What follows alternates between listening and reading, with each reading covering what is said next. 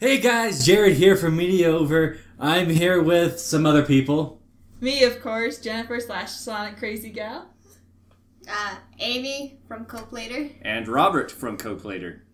Crossover, again. Yay. And there was much rejoicing. Anyway, get ready to hate us. That's Because nothing new. we're not strangers to hate.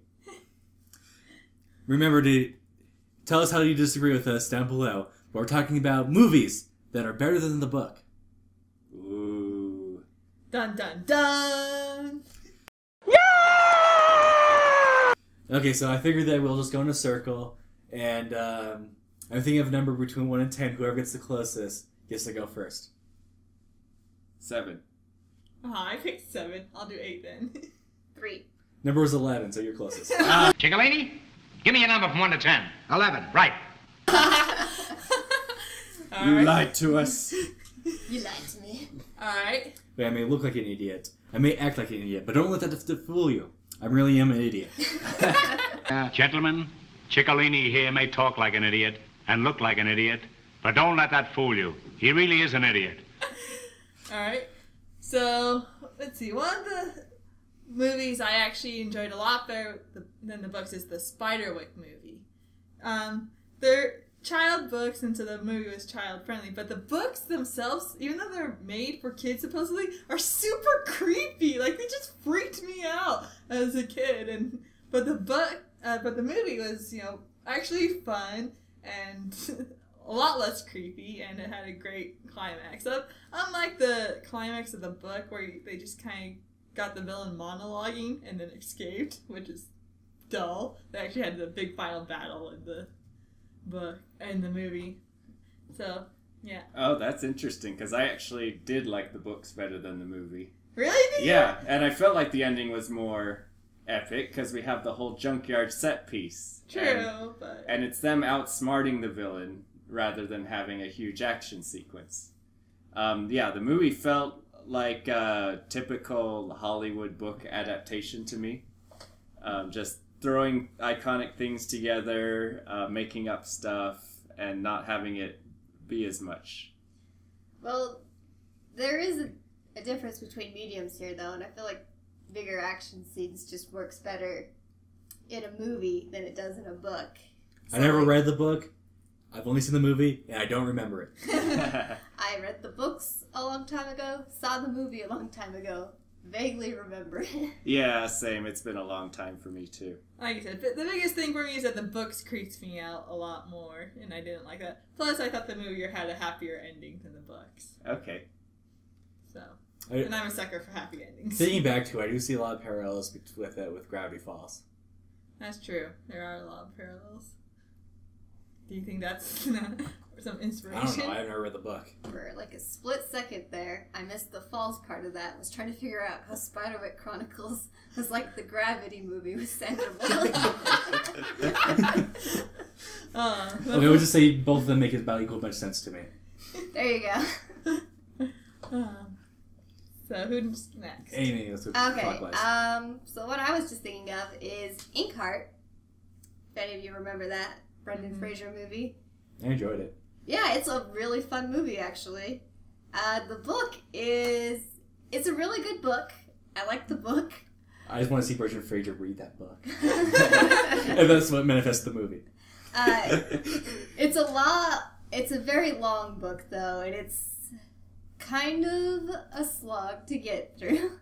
Because, it's just, repeatedly bad thing after another just keeps happening and happening. Series of unfortunate events. Yeah, it's a lot darker than the movie and less... I've only read the books, the series of unfortunate events, so... Oh, you're talking about... I'm talking about Endcard. I read the first series of unfortunate events book, and I was like, I don't need to read the rest of this series. I don't blame you. I read the first 9. No. Is that when it got old for you, when you couldn't take any more? Okay, basically I had a goal to read every book in my house. But back to Endcard. We only had 9.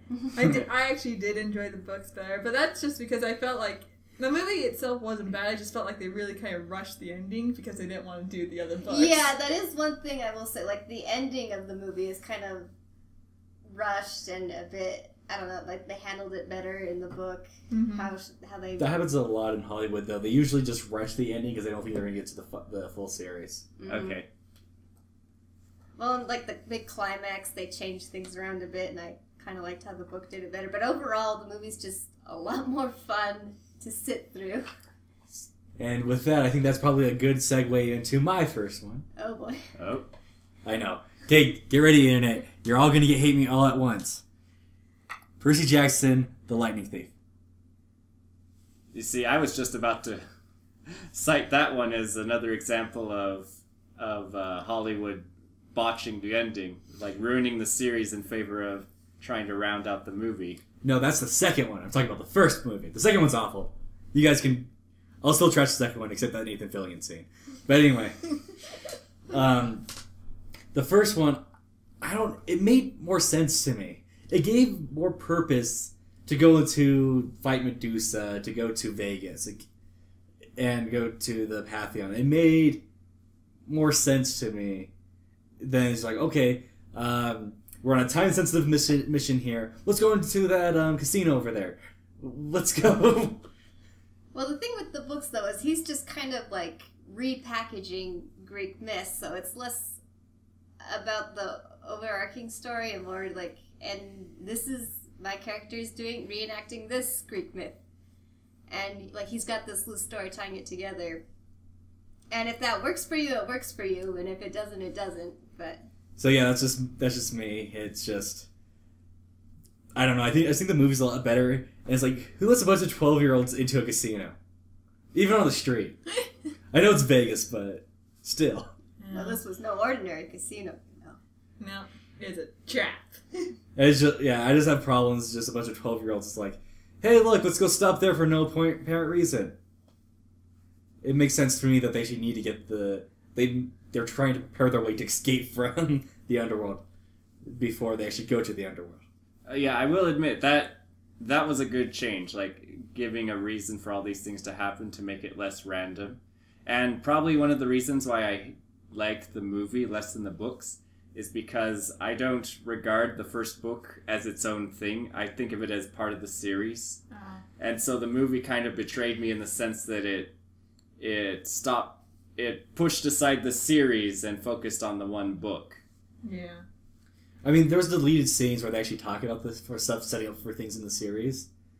But I don't know, maybe there's something behind the scenes that's like, maybe this is not going to be as successful as we think it's going to be.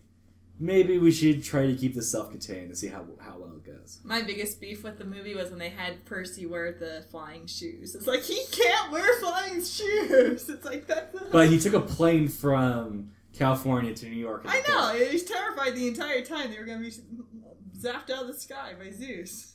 Like, that was a big deal for him to be doing that. Anyway. It's my opinion. You guys can hate me down below. It's just a theory. Book theory? An opinion. It's just an opinion. It's just an opinion. A book opinion. My opinion. Hate me down below. Alright, so my turn. And the one I'm going to go with is Harry Potter and the Order of the Phoenix. So my reasoning for this is, I was actually right in Harry's shoes at the start of that book, as he was in that point of the story. You're sitting in a park? Yep. No, it starts with him sitting in a plant, actually. He goes to the park later. He was sitting in a plant listening to the news. Oh, yeah, that's right. So, it's Voldemort... been 10 years since I've read that. But... Okay. Yeah, Voldemort has just come back to power. And we're all like, what's going to happen? What's going down? But nothing happens. And it's all this annoying drama with people trying to put Harry in a box and keep him in the dark. And he's getting bullied by the Ministry. And it's miserable. Harry is miserable through it, and you as the reader are miserable through it. Fred and George are the only thing that kept me going. I love Fred and George in the book. My quick review of Harry Potter and the Order of the Phoenix. Fred and George is the only reason I got through it. The movie focuses a lot more on the friendship, how Harry's friends are there to help him, to boost him up, it focuses more on how they're fighting back, how they're standing together, and how Harry isn't being punished in isolation. They're all going through the fire with him. Yeah, it suffers because they took out a lot of the great Fred and George scenes. But I know. I hate that part. the stuff they did have was still really good. It felt happy. It felt like seeing the good in a bad situation, which the book was just miserable for And me. to be honest, Umbridge is like the only villain that people still hate with a burning passion. Yeah. Not even Voldemort gets that passion. Well, Umbridge deserves the hate. She was terrible. Well, Voldemort never made you feel ashamed for fighting him. That's true. No, for me, Umbridge is like, come on, fight her at the same time fighting Voldemort. How does she even keep her job? It's the government. Harry's scarred I know. for life because of her, physically. And mentally. That was already there. That's true. Yeah, I actually feel like I have a better appreciation of the 5th book now than I did before. Like, it's still a really frustrating book for me in a lot of ways. Like, It's the biggest hurdle in the Harry Potter series. it's got a lot of... I think there's, like, a lot of little moments scattered through the book that people tend to forget because it's just bogged down by all of this, unpleasantness. But there's a lot of lighter moments in the book itself. But for me, the biggest problem I have with it is, like, I don't mind being frustrated for most of the book, but, like, you get to the end, and it kind of feels like it was all for nothing. Because, like, Sirius is dead. Sirius is dead. The only thing you've gained is that the Ministry now believes you. Yeah, and it's like the prophecy kind of felt like... It felt tacked on. Yeah, and it's like, I remember being very underwhelmed by that the first time I read it. Like, okay, yeah, of course Harry's gonna kill The Voldemort. chosen, the prophecy of the chosen one. He's the protagonist. It could be Neville. Could have been Neville. But... It should have been Neville. He's the one who suffered more than Harry all those years. Well, I mean, Harry did live with the Dursleys. But Neville. Neville's very special. He did get to kill Nagini. But yeah, I just like it. I felt like it didn't have a proper payoff, and I don't know that the movie necessarily fixed that either. But it's shorter and more lighthearted, Yeah. so that helps. Yeah. One thing the book did well that I missed from the movie was the Ministry of Magic fight scene. Yeah, Um, because like Dumbledore versus Voldemort, they're doing all this crazy stuff, yeah, but that's kind of expensive. it is. And in the book, it's just, or in the movie, it's I'm pointing my Wand wand as hard as I can. I'm pointing my wand as hard as I can! How do you put more power into your wand blast? Pointing it harder. Yeah, the biggest thing I missed though is P saluting Fred and George Yeah. as they fly off. Well, he cut Peas completely out of the movie. I know. Fun fact, though, I'm a Lego fan, and we didn't get a Lego Ghost other than Peas for the longest time. This year, we just barely got a Lego version of Nearly Headless Nick. So does his head not come off, or does it exist? It's a Lego. Of course his head comes off. I don't know. He always wanted to be a true headless. It's true. My useless information, of course. Okay. Jennifer, back up to you.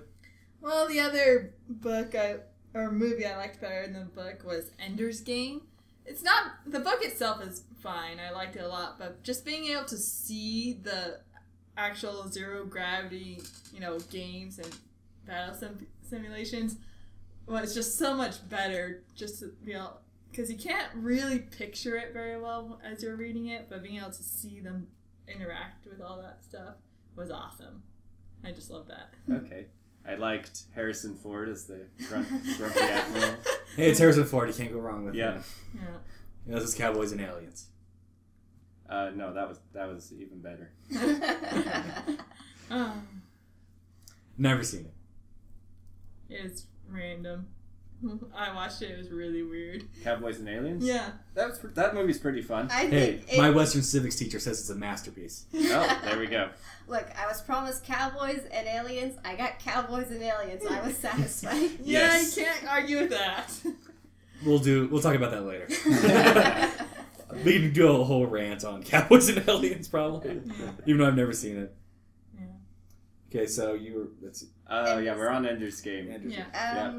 I thought it was a perfectly good movie. Mm-hmm. Yeah, I don't know that I'd rate it above the book, but as far as adaptations go, it was, better than it could have been. I wanted more space battles. Yeah, we only got a bit of We that. got a at the montage. end. Uh-huh. That's true. There's, But see, that's the I think they thing. But- did gloss over it in the book as well. Well, So I never read the book. But anyway, to be fair, though, we do see a lot of space battles in sci-fi movies. Maybe they were just trying to show something different. Well, with the zero G sports event fighting thing, whatever it's called. I don't remember what it's called. oh yeah, they're at battle school, so it's Space school. It's like school, but in space. Which is better. Anyway. But yeah, so that's that. I just, like I said, being able to see it is awesome. It's like one of those books that were meant to be a movie. Just Yeah. one person can't make a movie, but one person can write a book. Yep. Yeah. Okay, we're back to you, Amy. So I'm gonna say Hunger Games, and also Catching Fire, but not You've just probably opened a big can of worms. not the last two movies. Like those were that should have been one movie. They just dragged it on way too. I never saw. And one of the actors died, so they had to change a lot of things, I believe, on the last one. Yeah, I never saw part one, and I don't think I ever needed to. I never saw part one, and I haven't seen part two. Yeah, it's honestly Mockingjay was the book I had the most trouble with too. I hated Mockingjay. But see, my thing with the book is it's kind of like Endcard. There's a lot of misery and a lot of Sitting in a bad- tree, sleeping. Yeah, it's in the movie is you get to the action scenes faster, and it's I don't know more. This is supposed to be a sports event. We're sitting in a tree. Yeah, there's several days where she's just hanging out by a pond. Yeah, it's more condensed and more streamlined, and you get to see visually everything that's happening. I don't know. Well, and the story kind of lends itself to a visual Yeah. because you can see the vanity of the capital, Mhm. the extravagance. And I love seeing, in the movie, seeing the game masters manipulating stuff from Yeah, the background. that's Because, also she something. mentions that that's what she thinks they're doing, but it's great to actually see them doing it. Uh-huh. It's like with a book, you're usually tied to one character. Like Harry Potter, we talked about, you're stuck with Harry Potter. You don't usually get to see what else is happening. But with a movie, you can jump around and still have Harry Potter as the main focus. Yep. Star Wars is another example of that. So There are no Star Wars books. I mean, there are, but the movies came first. And no matter how much I want an interpretation of one of the Star Wars books, I probably will never get it. Anyway. But yeah, Hunger Games and Catching Fire, I think were a lot more enjoyable than the books. And then Mockingjay was just, there was nothing you could do with that. Yeah. Yeah, Catching Fire was the harder read for me. The first half was really miserable. It picks up when they get back in the arena, but... Yeah, that's the other thing, because you've got all the lead up to the second Hunger Games that you have to get through, but the movie can just jump right into it. Uh-huh. Okay, so for my second one, I'm going to be tossing a little curveball here, and I doubt that any of you guys have read this book. How to Train Your Dragon. Never read the book. I know there is a book series, but I've never encountered them. I had a friend that said I shouldn't read it. If I like the movie, that I should not read the books. Oh, I hear okay. the books they're are kind of terrible. sadder. Yeah. Okay, so the best way to describe the books to How to Train Your Dragon, Diary of a Wimpy Kid, but with Vikings and dragons. Which Never sounds read it. awesome, but... Okay, so the thing I like the most about the book, though, I'm going to say positives about the book before I get into the negatives, is that I'm probably going to talk about the book more than the movie here, because nobody knows about the book. I love the opening. Vikings, where men are men, and women are sort of like men. That's probably the best part. However, yeah, but with the book, it's basically, the only change is that there's no war between Vikings and dragons. They're friends already. Oh. And the Vikings go on a traditional basically rite of passage where all the young kids go to the dragon's nest to collect their baby dragon to raise and to fight alongside them or something like that. So like when Aang gets Appa. Kind of, yeah. Then, of course, it's like, so you gotta hurry. So like apparently the more dangerous ones, the easier they are to wake up. You gotta make sure you keep them asleep and put them in your basket, type thing. And of course, Hiccup gets the worst one, like the terrible terror. Apparently, is what it is. Like the small ones won't grow that big.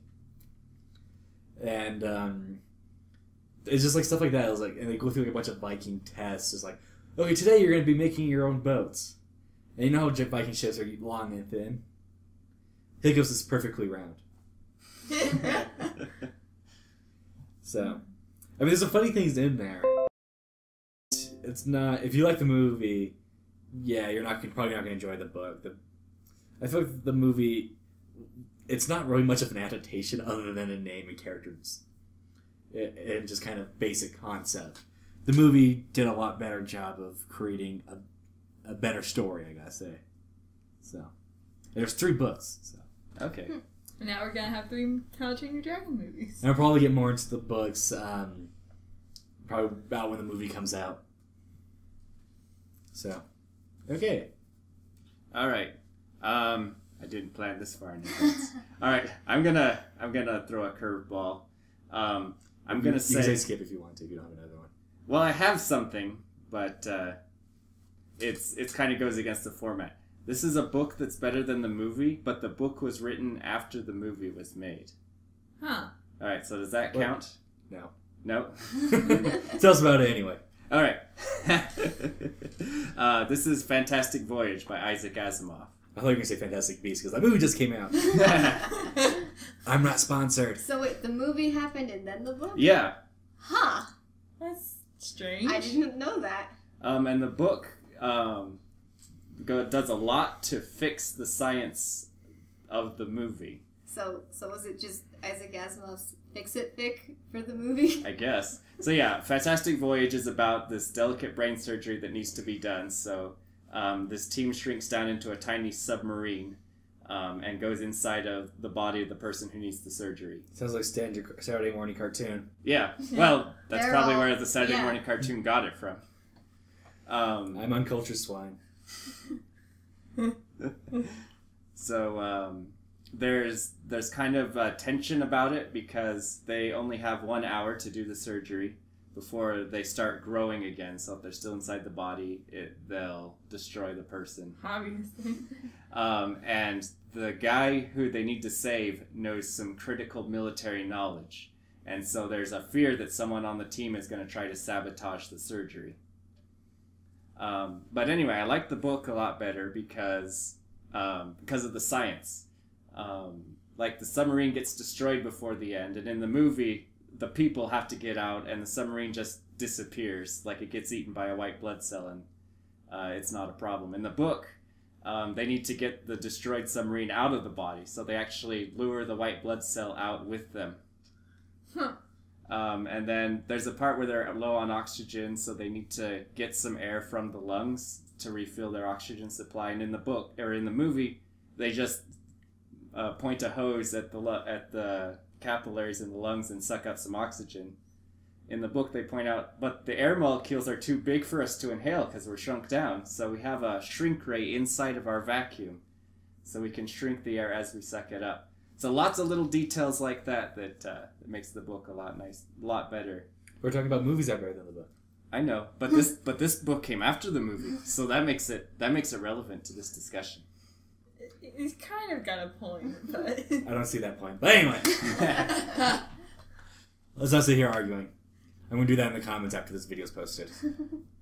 Well, I don't have any more books, personally. I had 2. Okay, so my third one. Okay, you either hate this franchise, you love it, or you can shrug it off. There's not really... There's like, okay, that's a good movie. It's either you love it, you hate it, or eh. One of you guys is one of those 3 camps. It's Ready Player One. Oh. Never read the book. Yeah, never read saw the book movie. either. I saw the movie. Okay, I would just say from the book aspect, the book goes 6 months of just describing the Oasis. I mean, it could be world building, but it's just I find it very tiresome. It's like, okay, why are you telling us that the entire Star Wars galaxy exists inside the Oasis? Why not you just show us that? Have the character go there. Describe it. Don't just tell us that's there. Or you can, and it doesn't even, it's not even just like a passerby talks about it or anything. The narrator is like, yeah, the entire Star Wars galaxy is in the Oasis. That's what the narrator says that deliberately. So it's just like, I'm just frustrated with that. It's just like, it's fine that you take their 6 months breaks between anything. Not all the action has to happen all at once. But it's just like, it's a drag just getting through all the descriptive stuff to describe the universe, I guess. And that doesn't play into anything. Okay, yeah. And I've heard the book is really bad about that. That they do a lot of telling without showing. And a lot of filler. And from my experience, Steven Spielberg directed the movie, and when he does a book adaptation, he changes the movie completely, and most people agree it's to the better. Okay, yeah. But I haven't read Jurassic Park or anything like that, so I can't talk about those. Well, right now. Jurassic Park was kind of written to be a movie. Like, they were working on the book and the movie at the same time. Okay. But I know like the book is supposed to be completely different, so. It's not completely different. There's like, things get switched around, but... I think the lawyer was supposed to have a heroic ending somehow, so. It's been a long time since I've read it, I don't remember. I know very little about the book, so. I'm not gonna... Don't quote me on anything. So, getting back to Ready Player One, I heard that the whole car chase at the end of the movie was added in. Oh, yeah, Yes. that was added. And I feel like that was a good addition, because in the book, it's just the war inside the Oasis. And they're literally sitting in a mansion. Yeah. And so, okay, because at the end of the book, okay, so you know how the main character, he has like the final trial, he's playing the old Atari system. Uh-huh. And he has to get the key into there. Meanwhile, all the other characters are just sitting back, relaxing, and watching him finish. Yeah. Yeah. It gave the other characters some purpose to do. It gave us stakes, too. Like, Yeah. They're going to lose their lives at this rate. Yeah, they Meanwhile, could the all die, and this could all be for naught. That was some good stakes, or they could be captured. And But at the other end, the girl's face wasn't revealed, and how she had a birthmark on her face until literally like the last page of the book. Oh, really? Yeah. Yeah. So you may like that a little bit better, just that concept that she's a mystery until the very end. That could have been... People think that's better. I kind of like how she was the one taken to and imprisoned. In the book, it was... He voluntarily imprisoned himself. Oh. She was taken, and then they have to help her break up. I know it's a damsel in distress moment, but for me, it made her look tougher. Okay. Not just... They show her tough in the video game, but not... Well, she does stuff after being imprisoned. She starts sabotaging them from within. Yeah. So she's not so much a damsel in distress. Meanwhile, in the video game, that's where they show her strengths. And so it doesn't make her look like she was... So in the book, she comes across as video game strong, but not real life strong. Okay. Which in the movie, I think that was just kind of an improvement, so... Yeah, it seems like she was playing the video game to satisfy her real life goals. So she was all the video game, focused on... the war was in the video game, but the video game affects real life. So. Uh-huh. Sad but true. Okay, any other books any of y'all want to bring up? No. Going once, going twice. Okay. I think the Transformers movies were way better than the books. Are there books? No. I mean, there probably are. Yeah, they're now There's there are. comics. I read those, but we're talking about novels here. And I think the 1980s cartoon came first. Oh, yeah. To sell toys. Actually, the toys came first. The show came to sell those toys. Just like much of like 80s and 90s cartoons. Plus, I grew up on the 80s, so. Yay.